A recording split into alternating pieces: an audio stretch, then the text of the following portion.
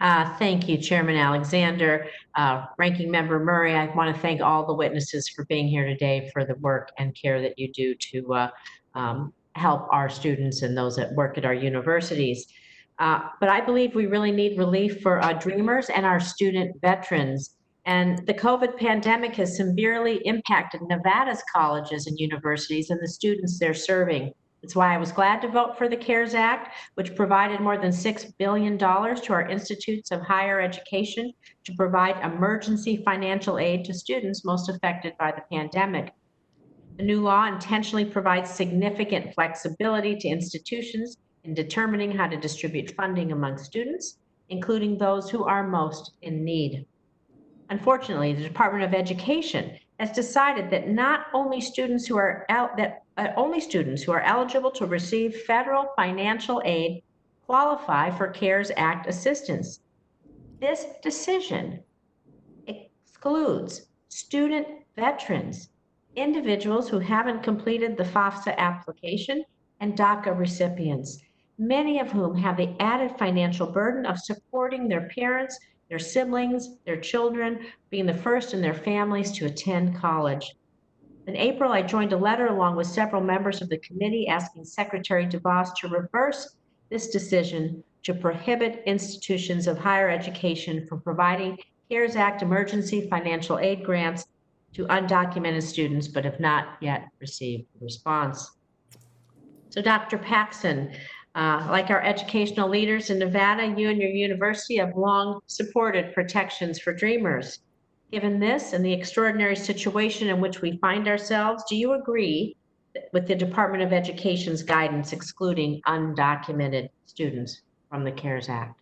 No, I don't agree at all. I firmly believe that if the point is to protect students who are the future of our country, we should be protecting DACA students, veterans, international students who are here in this country and need the support. Thank you. I appreciate that. I'm going to ask all the panelists this next question, that the Department of Education, this guidance was given that excluded our student veterans. Veterans, they have served our country, protected our nation. Sometimes they're older students, they have families. Really important that they continue to get any support they need, along with those who don't fill out FAFSA applications for many reasons. Maybe they come from foster families, they're homeless youth, all kinds of reasons that those students aren't filling out, don't know how to do that.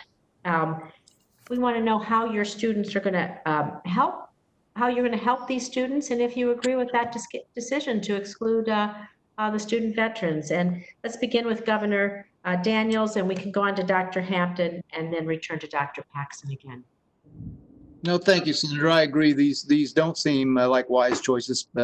I frankly did not know about the impact on veterans, so thank you for drawing our attention to that.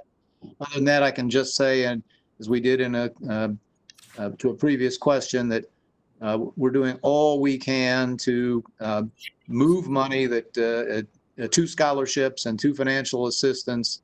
And we do anticipate that whatever shape our applicants were in just 2 or 3 months ago is very different today, and we're going to need to do more. Yes, Senator, Lane College is a veterans-friendly institution. I am not aware of any negative impact that that this ruling had on the veterans at Lane College. However, for those several students that needed support who were not eligible for the CARES Act, we were able to fund those students through our Board of Trustees that made donations to support all of our students. Thank you. Appreciate that. Dr. Paxson? I would just reiterate what I said before. You know, I think all students are equally deserving. Students who deserve on economic grounds to be supported need to be supported. We have not yet received any CARES Act funding. We're awaiting some guidance from the Department of Education. But our intent would be to support students equally as well as we can. And I just have a few seconds left, but I just want to address the digital divide. I'm going to go really quickly. Of course, as we do distance learning, fact remains before coronavirus, far too many college graduate students, of course, they had lacked adequate broadband access. That happens in my rural communities up and down the state, in our underserved communities. So what can you do, or what are you planning to do to address this digital divide, particularly in broadband, as it might apply to your students? And I guess you can go, Dr. Paxton, I see you first, so we'll let you go first this time.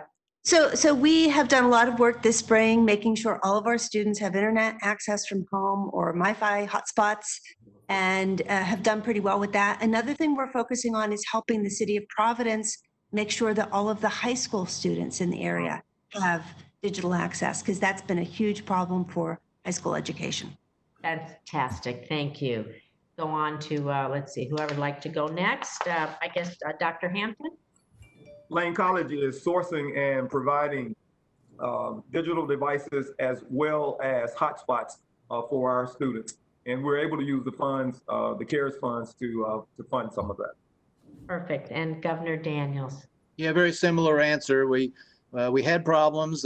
Fortunately, they were fairly limited, generally in rural spaces, as you had suggested, and we were able to come with individual assistance. As far as I know, in each case.